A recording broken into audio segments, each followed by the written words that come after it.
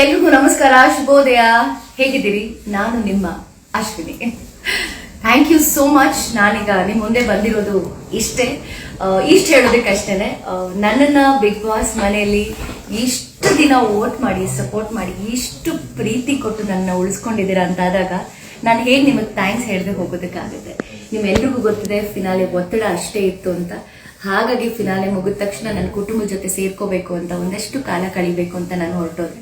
ಖಂಡಿತವಾಗ್ಲೂ ಸೈಲೆಂಟ್ ಆಗಿ ಹೋದೆ ಅಂದ ಮಾತ್ರಕ್ಕೆ ವೈಲೆಂಟ್ ಆಗಿ ವಾಪಸ್ ಬರಲ್ಲ ಅಂತಲ್ಲ, ವೈಲೆಂಟ್ ಆಗಿ ವಾಪಸ್ ಬಂದಿದ್ದೀನಿ.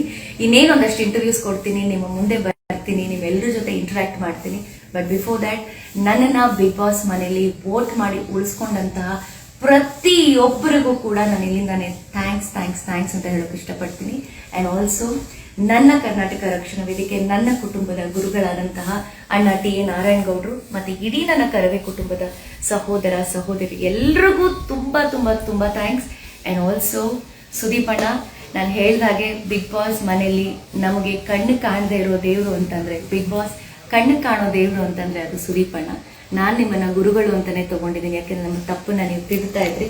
ಥ್ಯಾಂಕ್ ಯು ಅಣ್ಣ. ನಿಮ್ಮ ತಪ್ಪುಗಳನ್ನ ತಿದ್ದಿದ್ದಕ್ಕೆ ನಾನು ಅಲ್ಲಿ ಫಿನಾಲೆವರೆಗೂ ಬರೋದಕ್ಕೆ ಸಾಧ್ಯ ಆಯಿತು.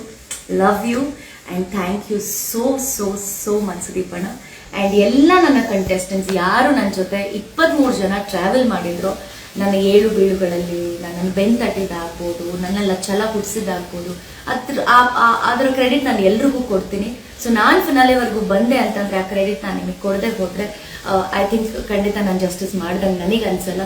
So thanks to everybody. ಯಾರು ನನಗೆ ಬಿಗ್ ಬಾಸ್ ಮನೆಯಲ್ಲಿ ನನ್ನ ಜೊತೆ ಒಂದು ಕುಟುಂಬದ ಥರ ಇದ್ರು ಪ್ರತಿಯೊಬ್ಬರಿಗೂ ನಾನು ಥ್ಯಾಂಕ್ಸ್ ಹೇಳ್ತೀನಿ. ಹಾಗೆ ಎಸ್, ನನ್ನನ್ನು ಬಿಗ್ ಬಾಸ್ ಮನೆಯಲ್ಲಿ ನಾನು ಮಾಡ್ತಾ ಇದ್ದಂಥ ಪ್ರತಿಯೊಂದು ನನ್ನ ಮಾತಾಗ್ಬೋದು, ನನ್ನ ವಿಡಿಯೋಸ್ ಆಗ್ಬೋದು, ನಾನು ಏನೇ ಮಾಡಿದ್ರು ಒಂದು ಟಾಸ್ಕ್ ಆಗ್ಬೋದು, ನನ್ನನ್ನು ನಿಮ್ಮ ಹತ್ರಕ್ಕೆ ಅಷ್ಟೇ ಚಂದವಾಗಿ ನನ್ನ ವ್ಯಕ್ತಿತ್ವವನ್ನು ನಿಮ್ಮ ಹತ್ರ ಇಡ್ತಾ ಇದ್ದಿದ್ದು ರಿಲಯನ್ ಕ್ರಿಯೇಷನ್ಸ್ ಶ್ರೇಯಾ ಮತ್ತು ಮಹೇಂದರ್ ಅವ್ರಿಗೆ ನಾನು ಎಷ್ಟು ಥ್ಯಾಂಕ್ಸ್ ಹೇಳಿದ್ರು ಸಾಕಾಗಲ್ಲ. ಬಿಕಾಸ್ ಅಶ್ವಿನಿ ಅಷ್ಟು ದಿನ ಜರ್ನಿ ಮಾಡಿದ್ದೀನಿ ಅಂತಂದರೆ ನನ್ನ ಬೆನ್ನ ಹಿಂದೆ ಯಾರು ನಿಂತಿದ್ರು ಅವರು ನಾನು ಮರಿಲೇಬಾರ್ದು. ಸೊ ಡೆಫಿನೆಟ್ಲಿ ನನ್ನ ಬೆನ್ನ ಹಿಂದೆ ಶ್ರೇಯಾ ಆ್ಯಂಡ್ ಮಹೇಂದರ್ ಖಂಡಿತ ಇದ್ರು, ಆ್ಯಂಡ್ ನನ್ನ ಫ್ಯಾಮಿಲಿ ಇತ್ತು. ಹಾಗಾಗಿ ನಾನು ಯಾವತ್ತೂ ಕೂಡ ಅವ್ರನ್ನ ಮರೆಯೋದಿಲ್ಲ. And I trust them. ಇವತ್ತಿಗೂ ಈ ಕ್ಷಣಕ್ಕೂ ಅವ್ರು ನನಗೆ ಮಾತು ಕೊಟ್ಟಿದ್ರು, ಬಟ್ ಆ ಮಾತನ್ನು ಅವ್ರು ಉಳಿಸ್ಕೊಂಡಿದ್ದಾರೆ, ನನ್ನ ವ್ಯಕ್ತಿತ್ವನ ಎತ್ತಿ ಹಿಡಿದಿದ್ದಾರೆ. So thanks to them. And ಇಡೀ ಕರ್ನಾಟಕ ಜನತೆ ನನ್ನನ್ನು ವೋಟ್ ಮಾಡಿ ಸಪೋರ್ಟ್ ಮಾಡಿ ನೀವು ಅಲ್ಲಿ ತನಕ ನನ್ನನ್ನು ಕರ್ಕೊಂಡು ಬಂದಿದ್ದೀರಾ ಅಂದರೆ ನಾನು ಆಲ್ರೆಡಿ ಗೆದ್ದಿದ್ದೀನಿ ಅಂತಲೇ ಅರ್ಥ. ನಿಮ್ಮ ಮನಸ್ಸಲ್ಲಿ ಒಂದಿಷ್ಟು ಜಾಗ ನನಗೆ ಕೊಟ್ಟಿದ್ದೀರಾ ಅಂದರೆ I am very happy. Thank you, lots of love. And ತುಂಬ ಜನ ಕೇಳ್ತಾ ಇದ್ದಾರೆ ನೀವು ವಿನ್ ಆಗಬೇಕಿತ್ತು ಅಂತ.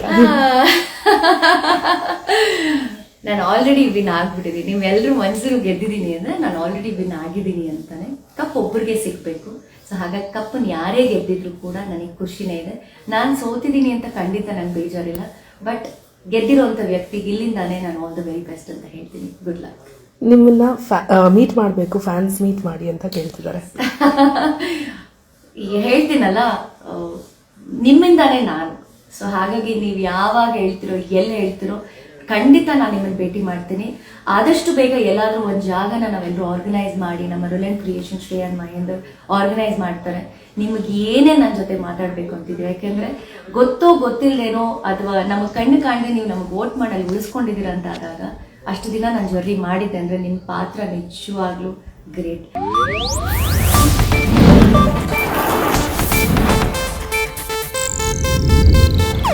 ಇದು ಏಷ್ಯಾನೆಟ್ ನ್ಯೂಸ್ ನೆಟ್ವರ್ಕ್ ಪ್ರಸ್ತುತಿ.